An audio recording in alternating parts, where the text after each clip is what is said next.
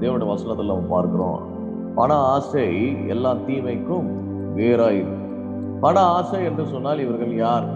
பணத்துக்கு அடிமையா இருக்கிறவர்கள் தான். அது மேல அதை ஆராதிக்கிறவர்கள், அது பின்பாக ஓடுகிறவர்கள், எப்பொழுதும் அதை குறித்தே யோசித்து கொண்டிருக்கிறவர்கள்.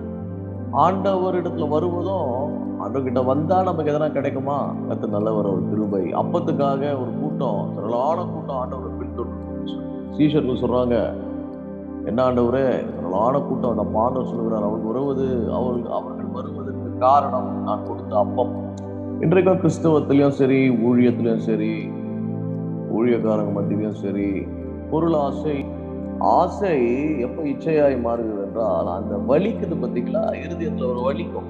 உங்க ஆசை நிறைவேறாத பட்சத்தில் அது கவலையாய் மாறி, துக்கமாய் மாறி, கசப்பாய் மாறும் பொழுதுதான் ஆண்டவர் மேல கசக்கிறது. மனைவிகள் கணவன் மேல கசப்பா இருப்பது, கணவன் மனைவி மேல கசப்பா இருப்பது, பிள்ளைகள் பெற்றோர்கள் மேல கசப்பா இருப்பது, இந்த பிடியிலிருந்து விடுதலையாக்கப்படுகிறவர்கள் யார்? இவைகளெல்லாம் எனக்கு கொடுக்கப்படும் அல்லது கூட கொடுக்கப்படும். இவைகளெல்லாம் சொல்லப்பட்ட ஆசீர்வாதங்கள்லாம் உன்மேல் வந்து பலிக்கும், உன்னை தேடி உன் பின்பாக வந்து பலிக்கும். அந்த விதமான ஒரு வாழ்க்கையை தான் நாம் வாழ வேண்டும். ரொம்ப சிம்பிள். ஆண்டவர் சொல்றாரு, எல்லாரும் அது பின்னாடி ஓடுறாங்க, நீ அது பின்னாடி ஓடாத, அதை இச்சிக்காத. என்னை நோக்கி பார், என்னுடைய நீதியையும் என் ராஜ்யத்தையும் என் நீதியையும் தேடு. என் ராஜ்யத்தையும் என் நீதியும் நீ தேடும் பொழுது அவைகள், இந்த உலகத்துல உள்ளவைகள் எல்லாம் இருக்கு இல்லையா, ஜனங்க அதை தேடுறாங்க, அந்நியானிகள் அதை தேடி நாடுகிறார்கள். உணவு, உடை, அது நல்லவர், இதெல்லாம் வந்து இஸ் ஈக்குவல் டு மணி. ஆண்டு ரொம்ப தெளிவா சொல்லிட்டார். கிறிஸ்தவர்களை பார்த்து, விசுவாசிகளை பார்த்து, சீஷர்களை பார்த்து, ரெண்டு எஜமானுக்கு ஊழியம் செய்யவே முடியாது. பணத்துக்கு அடிமையா இருக்கிறவன் ஆண்டவருக்கு உண்மையான ஒரு ஊழியக்காரனா இருக்க முடியாது. பொருளாசைக்கும் பணத்துக்கும் ஆண்டவர் நம்மளுடைய நோக்கங்களை பார்த்து கொண்டிருக்கிறார். இப்பேற்பட்டவர்களுக்கு ஐயோ, இந்த பொருளாதாரம் என்ற பிடியிலே மாட்டிக்கொண்டு சின்னாபனமாய் கொண்டிருக்கிற விசுவாசிகளும் ஊழியக்காரர்களுக்கும் ஐயோ. இந்த உலகத்துல நாம் எப்படி வாழ வேண்டும்? ஆண்டவர் எப்படி ஆபிரகாமை அழைத்து அவனை பள்ளிக்கு பெருக செய்தார். கர்த்தர் நல்லவர். அதே மாதிரி ஈசாக்கு பஞ்ச காலத்திலே விதை விதைக்கிறாரு. எல்லாம் பஞ்சம், சாப்பிட்றதுக்கு நெல் கிடையாது, பயிர்கள் எல்லாம் வாடி போய் கொண்டு. ஆனா இவர் விதைக்கும் போது ஒரு தனை அல்ல 100 தனையான அறுவடை அறுக்கிறார்.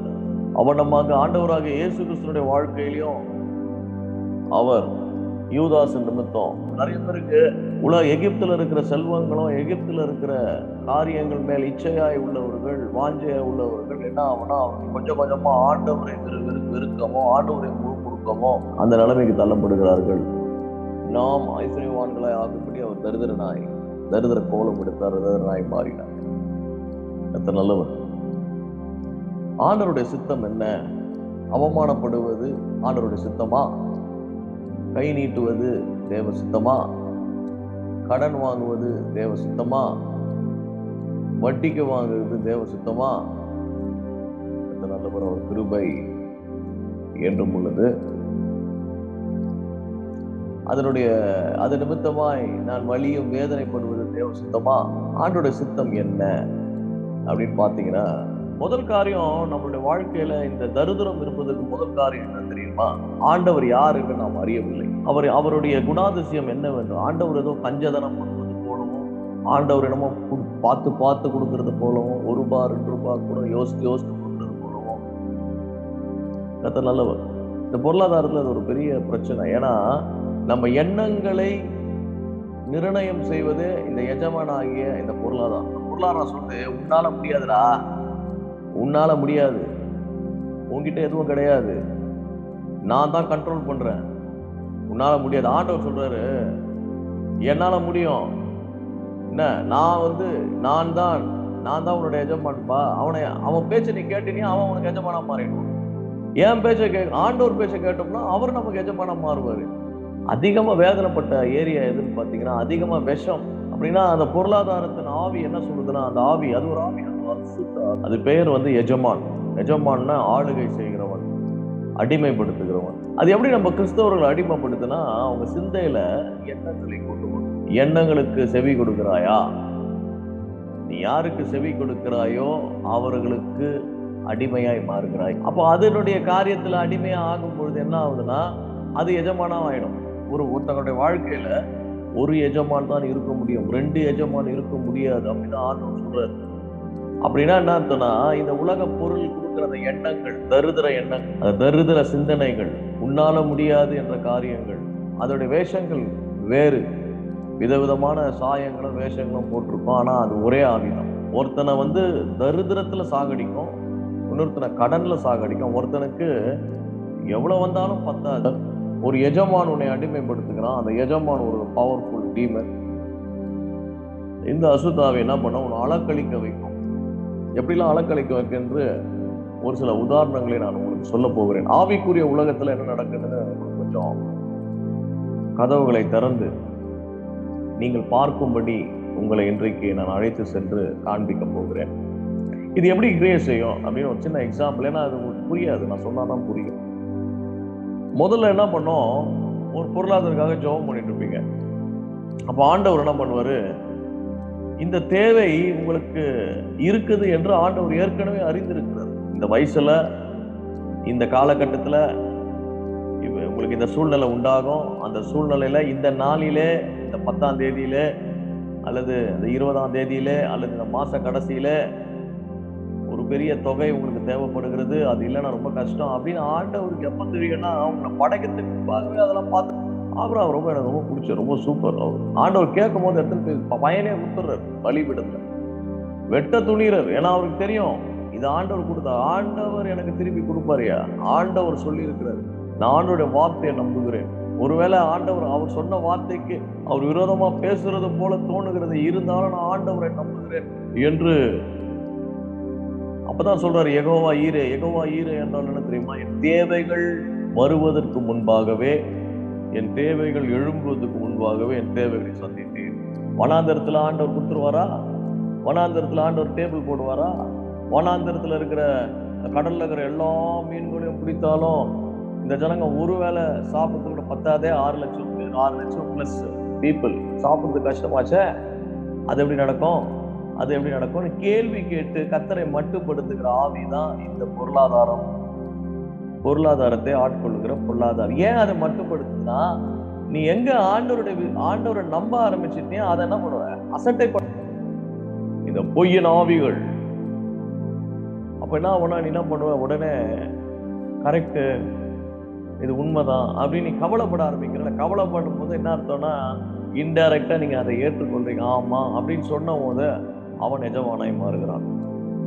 இப்ப ஷிஃப்ட் ஆகுது.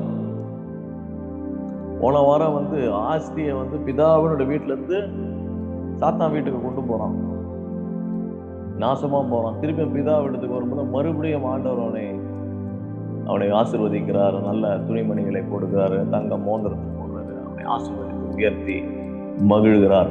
கர்த்தர் நல்லவர், கர்த்தர் நல்லவர், ஒரு கிருபை என்று. இங்க கர்த்தர் நல்லவர், எஜமான் தேவனா ஆண்டவராகிய இயேசு கிறிஸ்து அவர்தான். கர்த்தாவேன்னு என்ன அர்த்தம்? கர்த்தாவேனா எஜமான் என்று அர்த்தம். கர்த்தத்துவம் அப்படின்னா கவர்மெண்ட். அவர் என்னை ஆளுகிறார், கர்த்தர் ஆளுகை செய்கிறார். சத்துருக்கள் சிதறுண்டு போவதாக கர்த்தர் எழும்பி இருக்கிறார். Let God arise and let his enemy be scattered.